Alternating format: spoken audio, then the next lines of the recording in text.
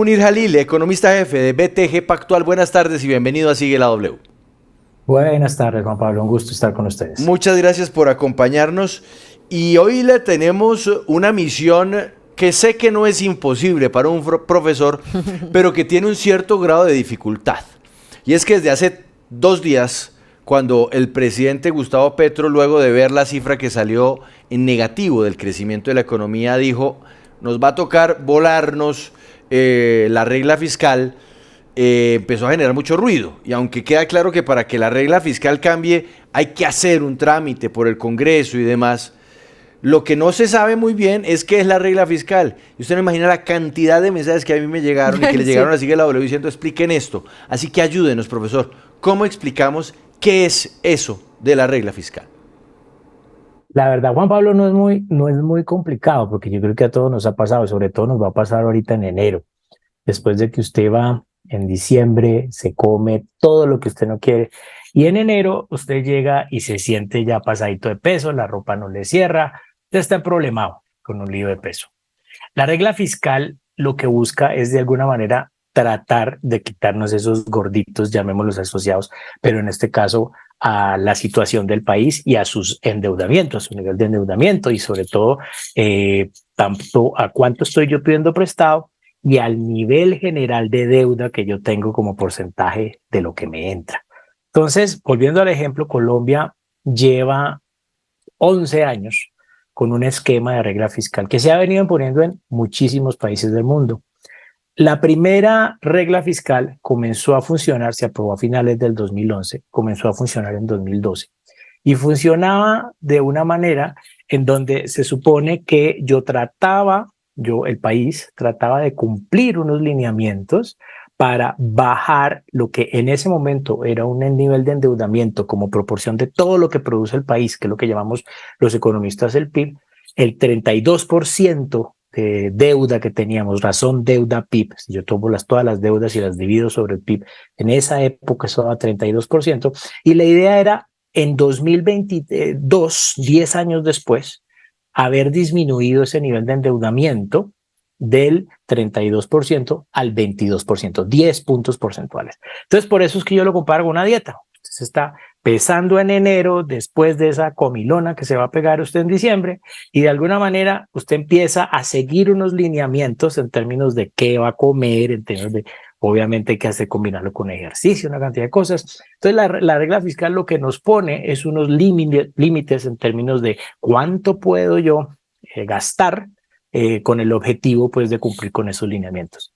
Paradójicamente, Juan Pablo, el primer problema con esa primera regla es que la regla siempre se cumplió. Había dentro de los lineamientos, básicamente se miraba si usted todos los años un comité, en eso nosotros lo llamamos coloquialmente el comité de sabios, de las personas más expertas en el país que había, se reunían todos los años a ver si el país estaba cumpliendo con esos lineamientos y lo estaba haciendo. Es como si usted va al doctor y le dice, pero usted está comiendo menos pan, y uno dice, sí, estoy comiendo menos pan, y estoy comiendo menos queso, sí, estamos comiendo menos queso.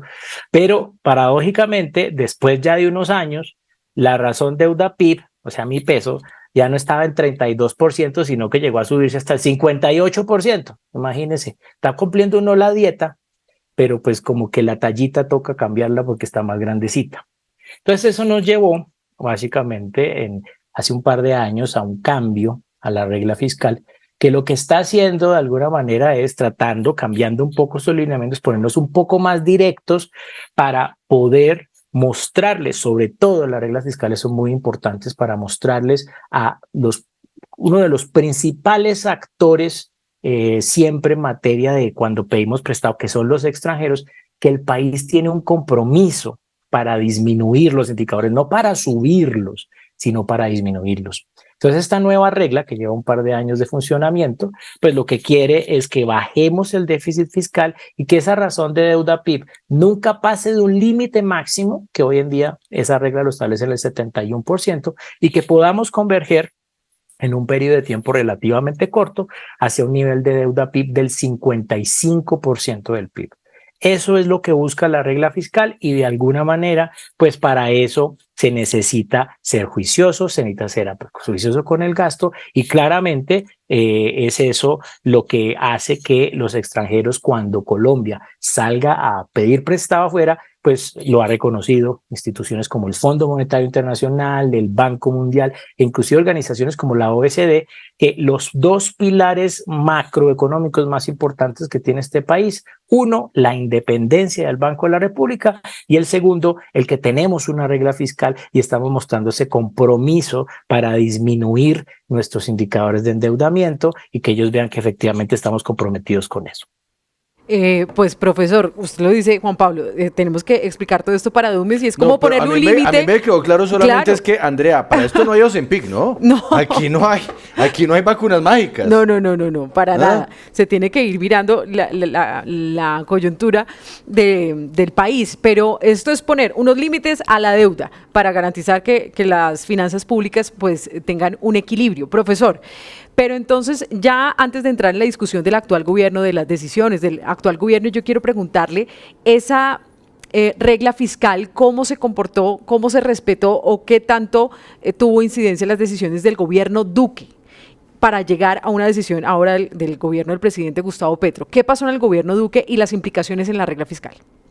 Hay un problema y esto siempre ha generado muchas discusiones a nivel académico y es que cuando se oye la palabra regla pareciera que en serio, como que regla es como que escrito en piedra y como que no debe cumplirse, pero en verdad en el caso particular de las reglas fiscales, todas tienen lo que se llaman unas cláusulas de escape, tienen situaciones extraordinarias que llevan a que se pueda temporalmente suspender la aplicabilidad de esa regla.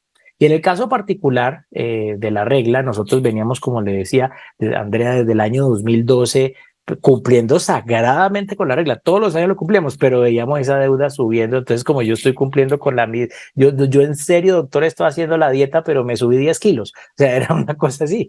Entonces, claramente eso llevó a que se planteara la nueva. Pero en el caso particular de la pandemia, pues la pandemia fue una situación tan extraordinaria que se generó y se decretó precisamente esa, digamos, el hecho de que la regla por un par de años no iba a funcionar y que de alguna manera iba a retomarse a partir ya del año 2023. Entonces estamos en esa transición a volver a cumplir con los lineamientos de la regla y obvio, aunque ella tiene sus cláusulas, porque es claro y pues en el diseño de esta regla se tiene muy en cuenta que las economías tienen momentos buenos y momentos malos, pues lo que se quiere tampoco es poner un cuello pues y ahorcar a una economía en caso de que eso se necesite, pero sí exige y va a seguir exigiendo de alguna forma que se cumplan un mínimo de esos lineamientos. Dicho esto, profesor, porque aquí ya usted nos acaba de abrir la compuerta para que nos adentremos en lo que indica el presidente. ¿Qué tan flexible puede llegar a ser esa regla fiscal? Es decir, ¿qué tanto puede decir el gobierno hoy día, sabe que mira, vamos a cambiar para que le bajemos un poquito a lo del pago de deuda y cojamos esa plata y más bien la arrojemos hacia la inversión para meterle un nuevo dinamismo a la economía? ¿Eso qué tan fácil se puede hacer y qué tan riesgoso puede resultar? Juan Pablo, usted tiene toda la razón en que se ha puesto el tema de la discusión alrededor de la plata que se está utilizando para pagar deuda. Pero verdad, en mi opinión, esa es una discusión completamente aparte.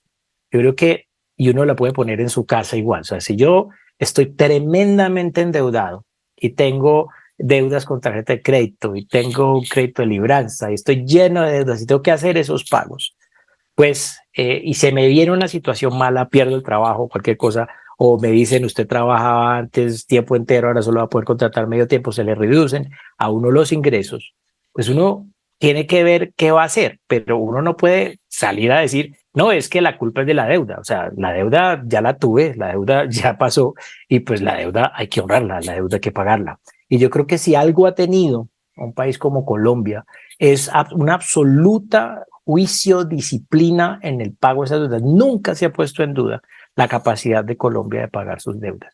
Hay una problemática, es que estamos observando y estamos llegando a una situación que se lo he escuchado tanto al ministro de Hacienda como al director de Planación Nacional, en el que la plata que yo me estoy gastando para pagar deuda es mucho mayor que lo que me estoy gastando para invertir. Eso es verdad, pues no va a pasar todavía en 2024, comenzaría a suceder a partir del año 2025. Entonces, esa es una discusión, pero me parece que esa discusión alrededor de si hay regla fiscal o si no hay regla fiscal, eso va a pasar sí o sí. O sea, creo que no depende para nada de la regla fiscal. ¿Qué es lo que de alguna manera dice o volarse la regla, decir, no, listo, no vamos a cumplir la regla, vamos a de alguna manera saltarnos eso? ¿Qué es lo que llevaría? Lleva que, a propósito, no cumplir la regla fiscal no tiene ninguna implicación ni penal ni legal, es una implicación reputacional. Si llegase a darse el caso que no se cumpliera, este sería el primer gobierno desde que se implantó la regla, el esquema de regla fiscal en 2012, que no la cumpliría, pero no pasa absolutamente nada más, digamos, en términos políticos. En términos reales, volarse esa regla tendría unas implicaciones financieras, porque los de afuera que nos ponen plata, que compran bonos, que invierten en nosotros, pues empezarían a desconfiar. Dicen, no, pues si ya no la cumplieron una vez, pronto no la van a seguir cumpliendo. Y eso terminaría inclusive costándole hasta más al gobierno, creo yo, en materia de las tasas de interés que empezarían esos extranjeros a cobrarnos si llegamos a no cumplir con esa regla fiscal. Entonces creo que ahí hay dos temas. Entonces, claramente, en un escenario de desaceleración potencial, inclusive se habla de, ya tuvimos un primer trimestre de crecimiento negativo con un potencial de que ahora el cuarto también lo pueda hacer. Nosotros creemos que nos vamos a poder salvar, no necesariamente que vamos a tener el súper crecimiento económico en el cuarto trimestre, pero que va a ser lo suficientemente bajito, chiquito, pero positivo como para evitar ese problema. Pero si estamos tan cerca de tener lo que llamamos los economistas una recesión técnica en Colombia, que son 2 trimestres consecutivos de crecimientos negativos de nuestro PIB, pues la regla tiene y le permite cierta flexibilidad al gobierno, pero ojo, es para que se endeude más. Es para tener más endeudamiento. Normalmente las reglas están asociadas a decir, mire, usted me había dicho que usted iba a disminuir el déficit de este año a este año en tanto. Bueno, resulta que no, le vamos a permitir que usted pueda incrementar ese nivel de endeudamiento para utilizar esos recursos para, de alguna manera, tener la discusión. Entonces, yo creo que ese es el tema de la discusión de la regla, no es el tema de si yo debo o no pagar la deuda. La deuda, Juan Pablo, hay que pagarla sí o sí. No pagar la deuda sería un terrible precedente. Mire lo que le pasa a países como Argentina, que no la han pagado, países como Venezuela, que no la han pagado. Eso es impensable. Yo por eso trato inclusive de ni siquiera mencionarlo, porque nosotros no somos ese tipo de país, estamos lejísimos de ser ese tipo de país. Y creo que la discusión es más por ese lado de ese uso que tenemos que darle a los recursos de inversión. Pero hay que decir que el presidente Gustavo Petro dice, pero es que esa deuda también nos dejó un boquete grande en las decisiones del gobierno del presidente Duque, pero como usted dice, la deuda, sea, como se adquirió, igual toca pagarla. Pero entonces, ¿cuál es el camino que le queda al gobierno? El presidente dice, tenemos que aumentar la inversión pública, pero para usted, ¿cuáles serían las alternativas entonces que tiene el presidente? Yo he estado muy sorprendido y pues obviamente llevo mucho tiempo haciendo este trabajo. Y me ha sorprendido mucho que pues, no es el primer momento en que la economía colombiana tiene episodios de desaceleración, de debilitamiento en su crecimiento económico. Pero sí es la primera vez, por lo menos desde que yo vengo cubriendo esto, que he visto un papel de pronto un poco apático por parte del gobierno en términos de su plan de reactivación. Ellos nos dicen, vamos a hacer un plan de reactivación económica, pero es como si fueran ellos solos.